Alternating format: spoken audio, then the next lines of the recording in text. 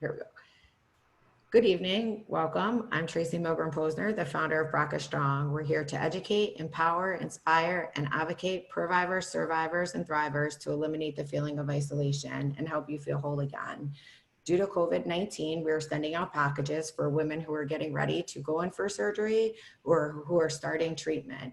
If you or your family member need any support, please feel free to reach out to myself or Kate, and we'd be happy to mail you a package. Tonight, we have a special guest, Dr. Lambrou, on, a gynecological oncologist. Thank you so much for joining the call tonight. We're honored here to have you, and I will pass over the mic.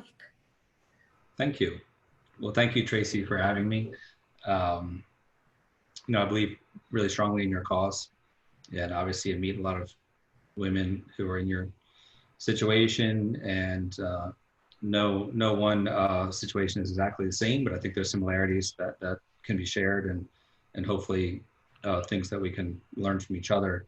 I thought what I would do this evening is just share a little bit about robotic surgery and how it's similar and how it's different from laparoscopic surgery. I do have a couple of surgical videos if anyone's interested.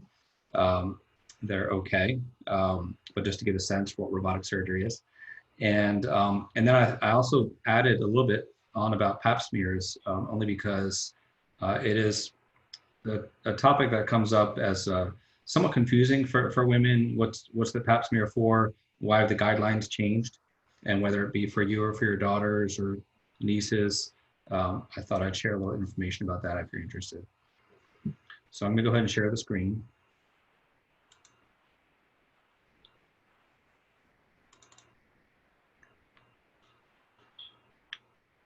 Let me get started here.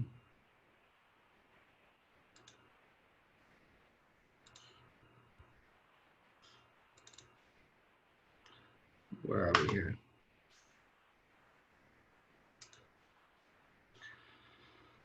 So this is the Miami Cancer Institute where I work. It was started just a few years ago, and one of the nice things about it is that it was designed as a center where we as oncologists can all work together. So it's medical oncologists and surgical oncologists and all types of different specialists all working in the same building. We do our surgeries at different sites that kind of branch out throughout Florida. Some of the topics for today, robotic surgery, laparoscopic surgery, and as I mentioned, update on Pap screening. This is one of my favorite paintings from many years ago that I've adopted for some of my presentations because in some way I think it's really empowering for women, but I'm also very cognizant of the scars that women endure as they go through this journey and their procedures, and it's no small thing.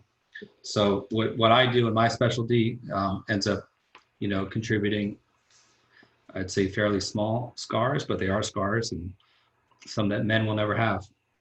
So as women, you are the warriors of today, and I'd say even more so than men, but I'm biased, it's my specialty.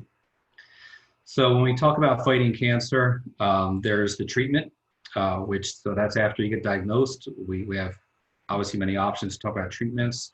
There's screening, which it sounds like Tracy's mom might be falling into this category where you may be at a higher risk than somebody else, and you talk about how can you screen as best as you can to diagnose a cancer. You're going to diagnose it early, or a precancer, even better, prior to becoming an invasive cancer. And then there's prevention, which is really the ideal scenario. If we can prevent a cancer from ever affecting a person, that's really our ultimate goal. And so for today, I'm going to talk a little bit more focused on screening and prevention rather than treatment. And this is what surgery looked like in 1920. I actually happen to have a photograph in my office of my grandfather, who was a surgeon, and it's striking to me how sometimes similar and dissimilar things are to this type of photograph. So a lot of the instrumentation that you see out are quite similar, but I'll show you kind of where we are now as far as the standard of care. This is an example of laparoscopic surgery. So the idea behind laparoscopic surgery is avoiding a large incision in the abdomen to still affect the same result. And it's done by putting a small incision through the belly button usually, and that's where the camera goes. And then the other instruments are placed in various points of the abdomen, and then instruments placed through those ports. We call them ports or trocars. The abdomen's distended with a carbon dioxide gas, which is then released after the surgery is completed. The advantages of the surgery are the size of the incisions. The smaller the incision, the less painful the surgery is, and especially on the abdomen. So ultimately, less pain means a quicker recovery and a quicker ability to get back to your normal activities. So some of the limitations of laparoscopy is that the surgeon is required to look at like a television screen.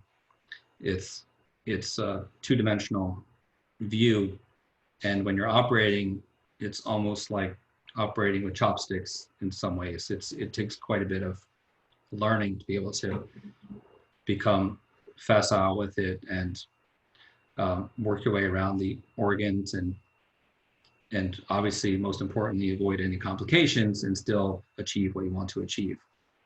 So that's been some of the challenges of laparoscopy, is that you're visually looking outside of the body at a screen while working inside of the body, and that's what's going to be technically somewhat challenging. Now, I will say for very good laparoscopic surgeons who do this all the time and have been doing it for many years, they're excellent at it and can have very good outcomes. But it does have some limitations if the surgery gets a little bit complicated, and some laparoscopic surgeons could then turn into open surgeries just because of some limitations of laparoscopy. The basic concept of surgery is either like an up and down midline incision, and that's usually reserved for larger cases. For example, in our world, ovarian cancer debulking surgeries, where you have to really work around different parts of the abdomen and remove large tumors. Or this is incision, this horizontal incision is more like we call a C-section scar when you're working in the pelvis. And then now more part of our standard of care is a hysterectomy type of incision with robotic surgery, where there's little incisions on various points in the abdomen that the ports go through. These are laparoscopic ports that the robotic platform actually attaches to. These are examples of a training facility that we've created at our hospital, and this is an example of me teaching surgeons first how to introduce the laparoscopic ports and then move into the robotic surgery. And this is more what surgery looks like today, where you have the patient with these trocars, laparoscopic ports in place, and then the robot actually physically attaches to those instruments. And then the surgeon sits down at a console and looks into the screen.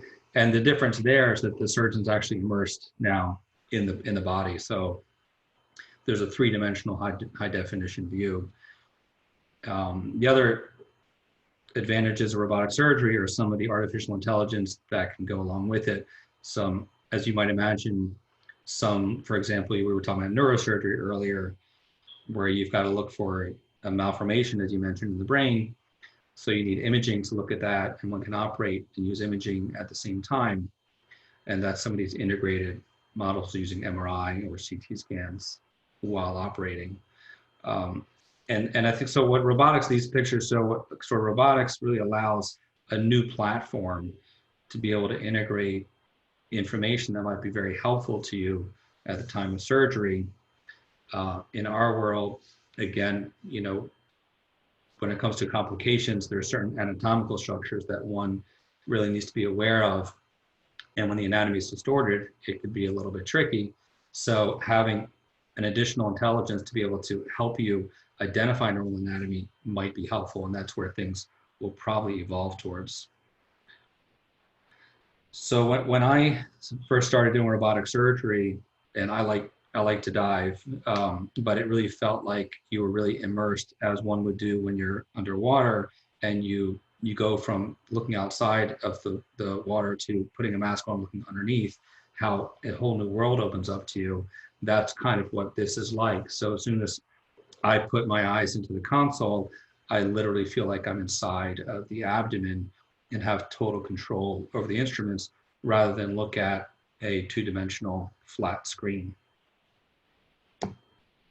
And the instrumentation in robotic surgery is more similar to one's hand movements. So you have a lot of wristed movements, and the instruments really mimic your fingers. So whatever my fingers do, the instrument will do. It's essentially an extension of your hands within the body.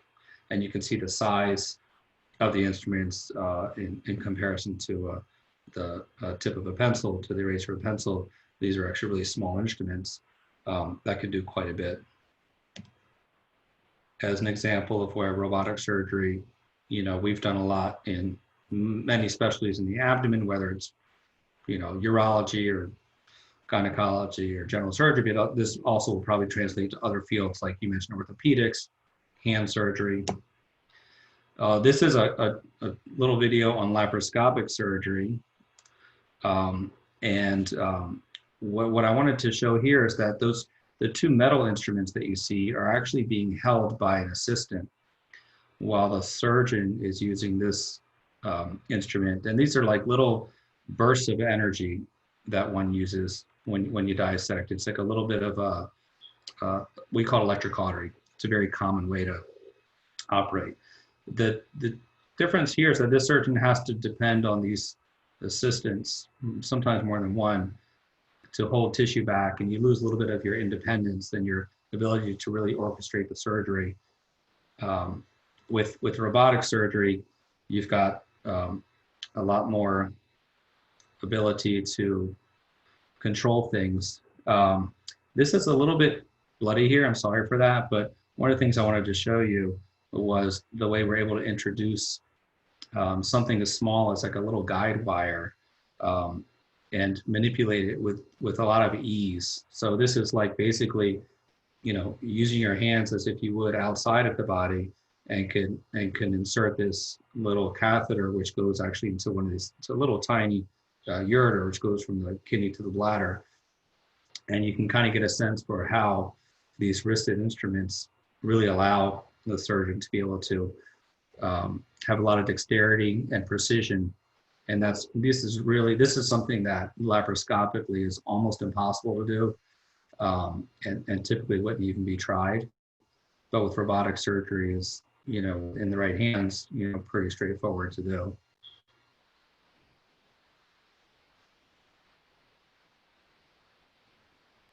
So I have a question. Sure. Why would somebody not do robotic over laparoscopic? So, I mean, a lot of that has to do with availability. There's a lot of reasons for it, but and it goes to training, availability, experience. And I will tell you that if there's a laparoscopic surgeon who does a lot of laparoscopy, they're probably going to have a very similar outcome to a robotic surgeon who does a lot of robotic surgery. And we've tend to have gone in the direction of either you do robotic surgery or laparoscopic surgery. So for example, I haven't done a regular laparoscopic surgery in over 10 years. It doesn't mean that it's bad. It's sort of like comparing your iPhone to a phone from 10 years ago. You just can't do the same things that you can do now. But so there are laparoscopic surgeons that are excellent and they have great outcomes, and it's still better than open surgery.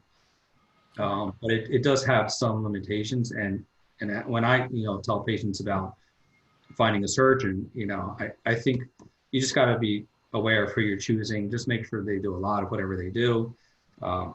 Ask around, see if they've got a reputation for having good outcomes, and you'll get a great outcome. Okay. I'll show you an example.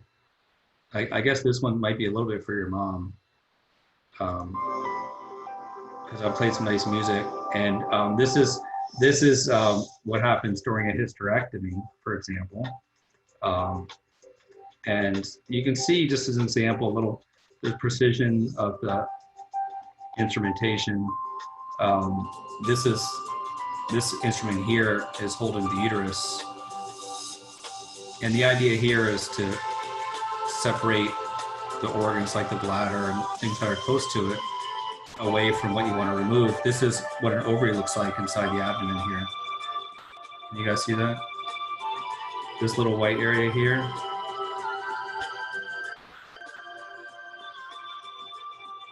That's the ovary and fallopian tube. You see how there's very little bleeding, and this is pretty typical for one of our procedures. You know, it used to be at hysterectomies, you'd have a 6-week recovery. Nowadays, this is fairly typical for us, where it's a pretty precise, straightforward procedure.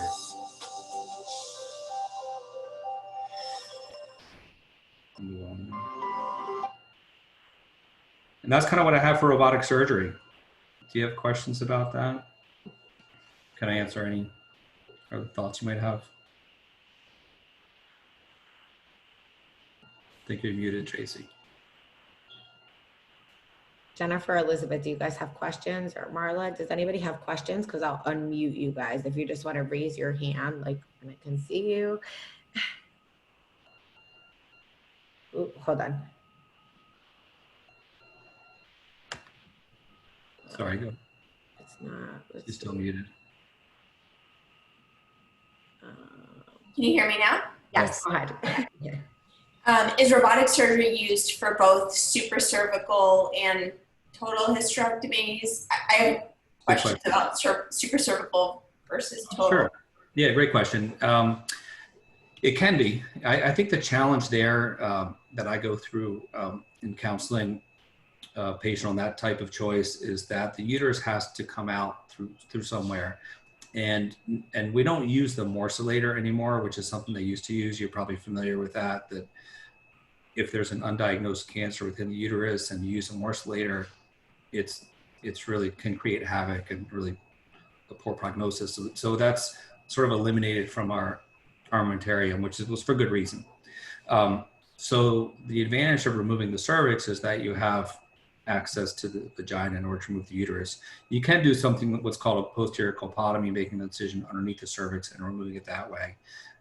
So it's definitely possible. It's not the most common approach, but it's definitely possible. I usually individualize that choice with whoever I'm seeing and talk it through and see what's important for them, but it's definitely possible. The cervix it's a pretty common question.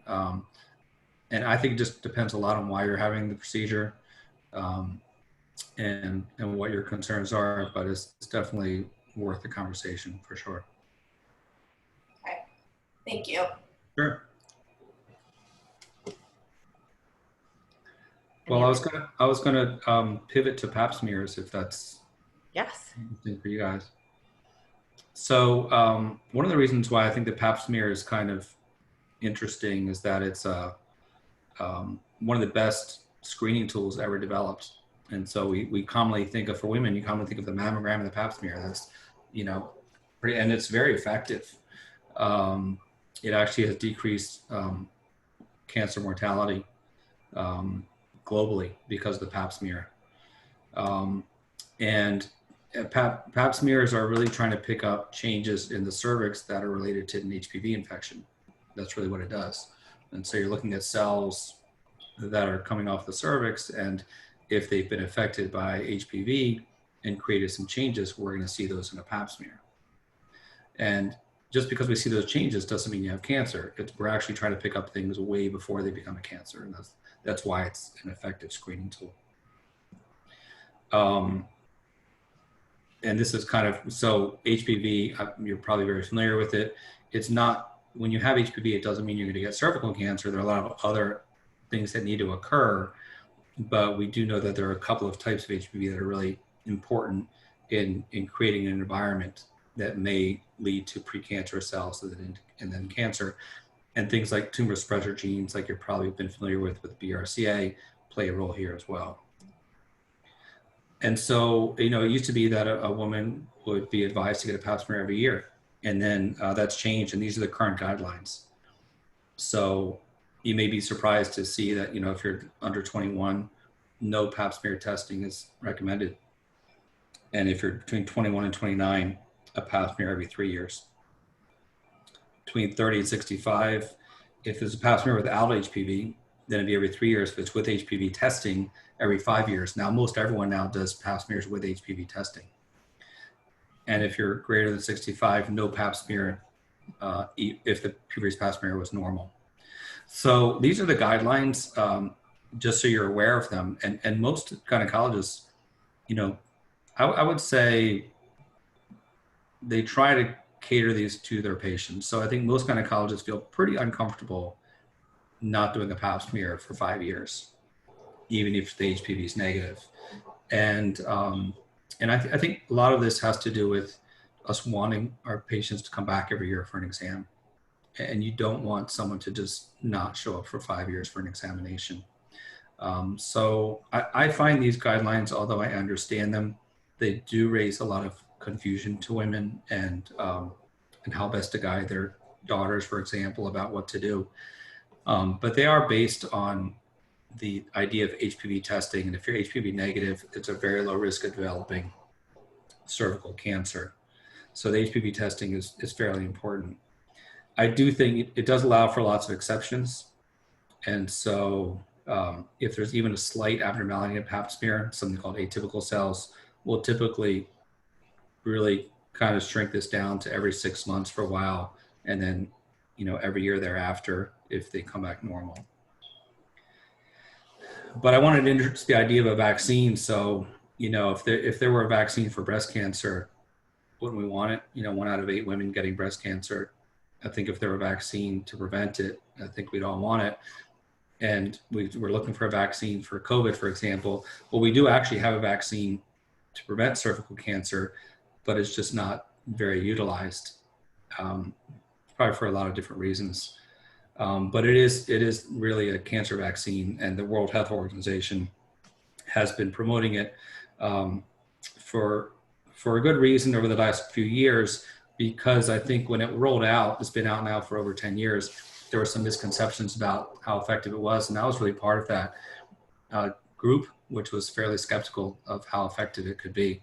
But now that it's been around for a long time, it's actually become more and more acceptable to recommend it for both men and women. It's effective against these types of cancers, as well as genital warts. So it does not protect against all types of HPV. And now it's effective against up to 9 different types of HPV. And the reason this has had some recent attention is that, the World Health Organization has understood that lots of women are still dying from cervical cancer. And they understood that the vaccine has not really gained a lot of traction. Doctors haven't been recommending it, and patients haven't been receiving it. And this is just kind of an example. We're used to looking at the COVID map, so this is a little bit different, but this looks at adolescents receiving their HPV vaccine. And the blue is sort of the highest rates, which is over 50%.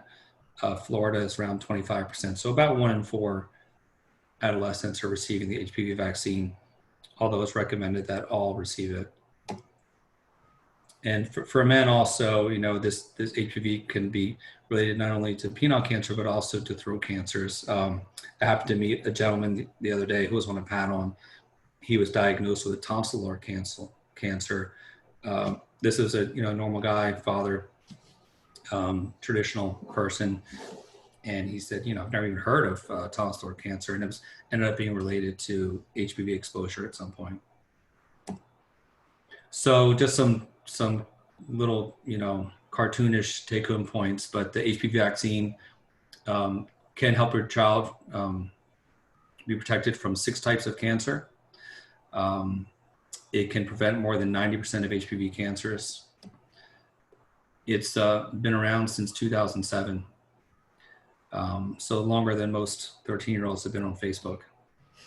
And it's you know, when I first started understanding this vaccine better, which was over the past year or so, I hadn't realized it had been out for that long, to be honest with you.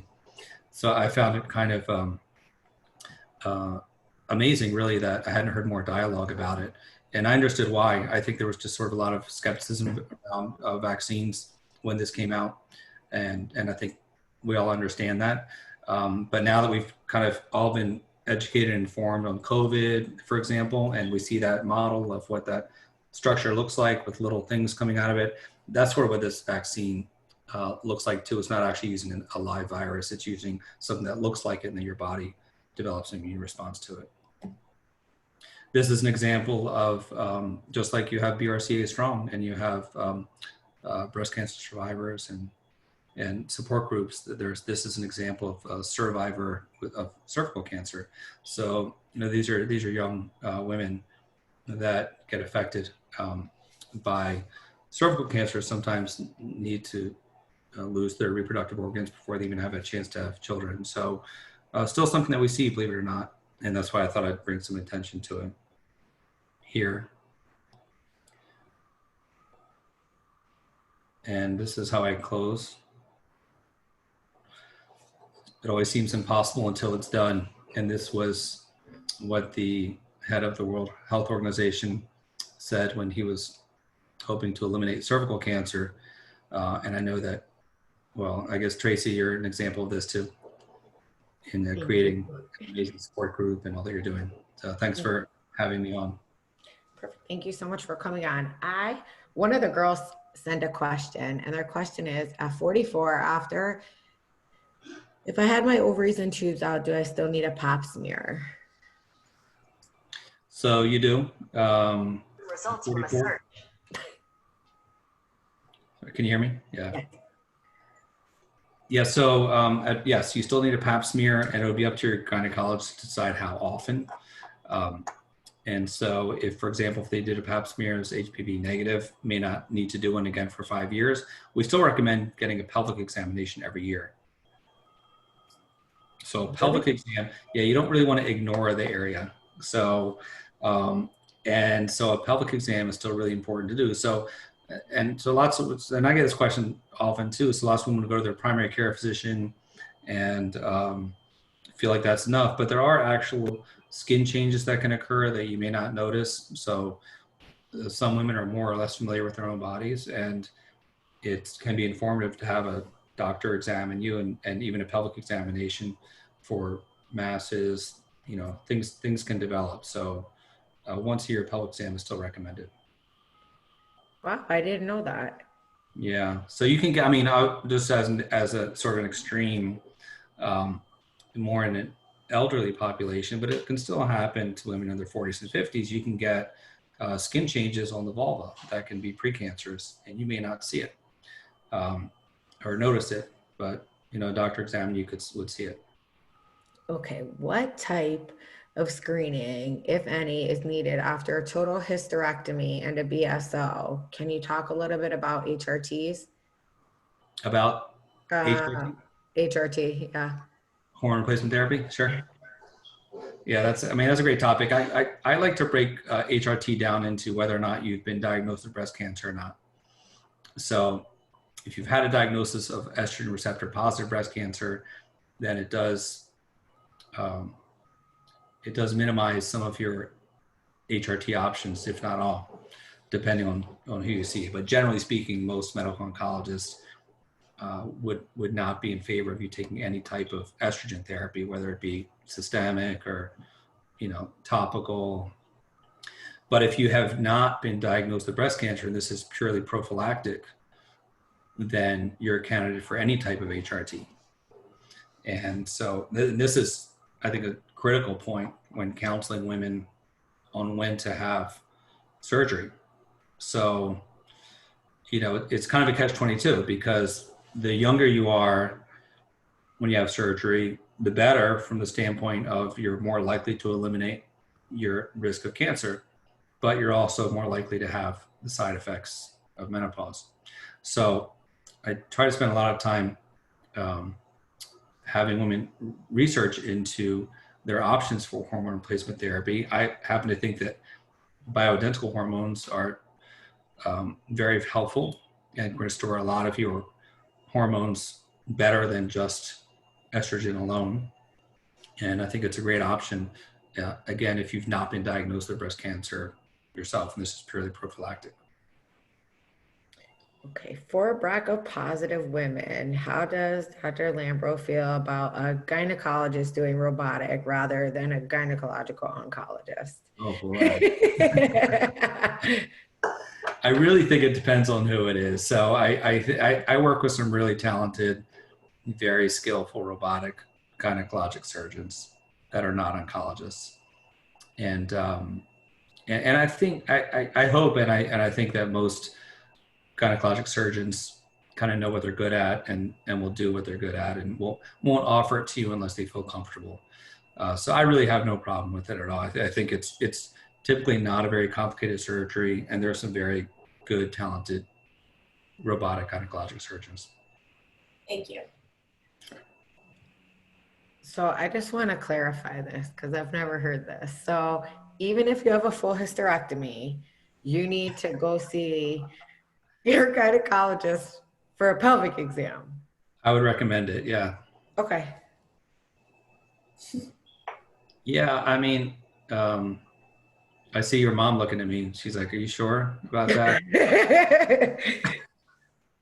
You know, in my world, you know, I do meet women who have not been to a gynecologist in a few years and have developed something, and you know, it's no one's fault. It's just not a place that you happen to be able to carefully look at, you know, and especially over time.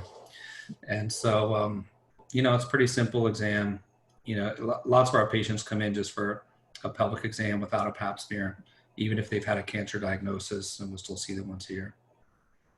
I think there are some primary care physicians that are also very good at doing that, but it's a little less common. It's more in the gynecology world. Perfect. Does anybody else have any other questions? No. Thank Is you your mom ready for surgery? My mom's not ready. Ma, you ready?